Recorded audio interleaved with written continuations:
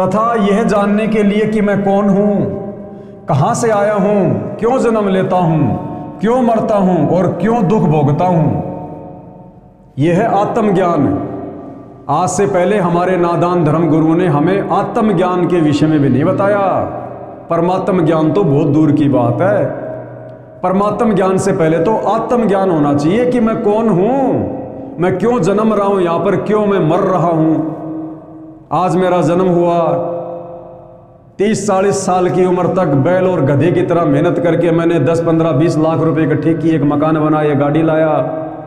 अचानक से मेरी मृत्यु हो जाती है, तो ये कष्ट मैं यहां पर क्यों भोग रहा हूं। मेरे घर में बेटा बेटी उत्पन्न हुए, बड़े लाड प्यार से मैंने पाला पोषा, लाखों रुपए उनकी पढ़ाई पे मैंने खर्च किए, और जैसे ही बच्चे का या बच्ची का शादी का समय निकट आया, कार दुर्घटना में उसकी मृत्यु हो गई।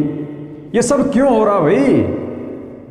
हम यहां पर सुख चाहते हैं, ना चाहते हो यहां पर दुख आ जाते हैं। क्यों? 2 पैसे लगा के आदमी कारोबार करना चाहता है, उसमें घाटा हो जाता है। तो ये सब दुख हम क्यों भोग रहे हैं।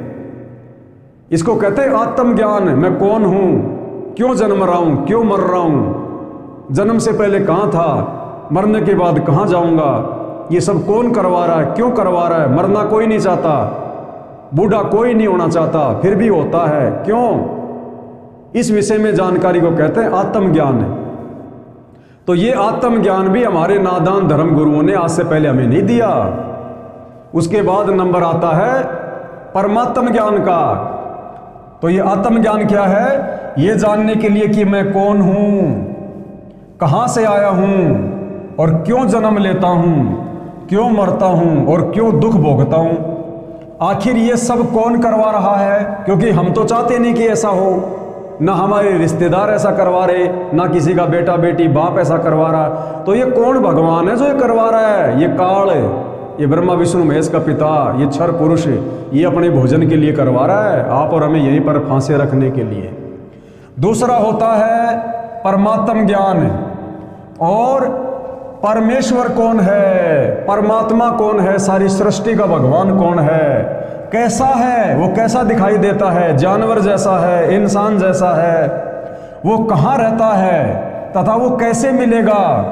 और ब्रह्मा विष्णु और शिव के माता पिता कौन हैं, और किस प्रकार से काल ब्रह्म की जेल से छुटकारा पाकर अपने निज घर शतलोक में वापस जा सकते हैं। ये सब इस पुस्तक के माध्यम से दर्शाया गया है। भाइयों और बहनों, यही है वो जानकारी जो आज से पहले आप और हमें प्राप्त नहीं हुई। जिस जानकारी के अभाव में हम इस काल बलि के कर्म और भ्रम के चक्कर में पड़कर अपने अनंत मनुष्य जन्म बर्बाद कर चुके हैं। और ये जानकारी, ये आत्मज्ञान और ये परमात्म ज्ञान, वो परमेश्वर, वो कबीर देव स्वयं ही धरती पर तत्वदर्शी संत के रूप में प्रकट होकर बताता है, दूसरा कोई नहीं बता सकता। ये सब इस पुस्तक के माध्यम से दर्शाया गया है। यानी सारी जानकारी आपको ये आत्मज्ञान और परमात्म ज्ञान इस ज्ञान गंगा पुस्तक में मिलेगी। ये सब इस पुस्तक के माध्यम से दर्शाया गया है ताकि इसे पढ़कर आम भगत आत्मा का कल्याण संभव हो सके।